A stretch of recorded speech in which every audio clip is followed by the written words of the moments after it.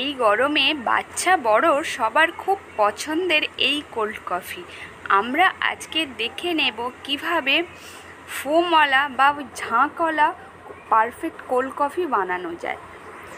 Cold coffee বানানোর জন্য আমরা একটা মিক্সিং জার নিয়ে নিয়েছি, তার মধ্যে বেশ কিছুটা বরফের টুকরো দিয়ে দেব।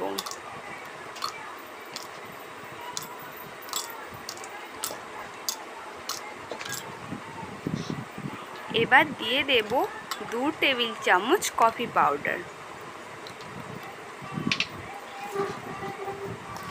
আর দিয়ে দেব 3 চামচ মতো চিনি। মিষ্টিটা যে যেমন খায় তেমন দেবেন। আর জাল দিয়ে দুধটাকে ঠান্ডা করে রেখেছিলাম, ওই ঠান্ডা দুধটাকে দিয়ে দেব।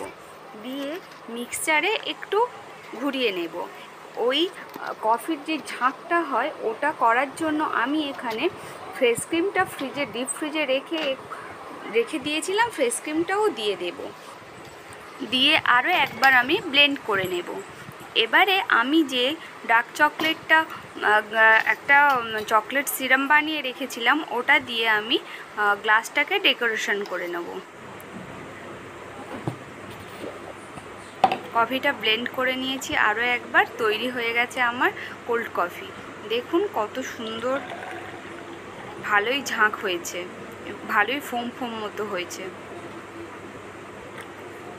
যদি বাড়িতে ফেস ক্রিম না থাকে তাহলে মিল্ক পাউডার দিয়েও আপনারা এই কফির ফোমটা, মিল্ক পাউডার দিয়ে দেবেন, ওই কফির ফোমটা হয়ে যায়। মিল্ক পাউডার দিলেও ভালো কফির ফোম হয়। দেখুন কত সুন্দর কফির ফোম হয়েছে। আমরা রেস্টুরেন্টে যেমন খাই ওই রকম ধরনেরই কফির ফোম হয়েছে। এবারে যেই চকলেট সিরামটা বানিয়েছিলাম ওটা উপর থেকে একটু ডেকোরেশনের জন্য দিয়ে দেবো। তৈরি হয়ে গেছে আমাদের কোল্ড কফি। এইভাবে কফি বানিয়ে একবার খেয়ে দেখবেন, আশা করি ভালো লাগবে।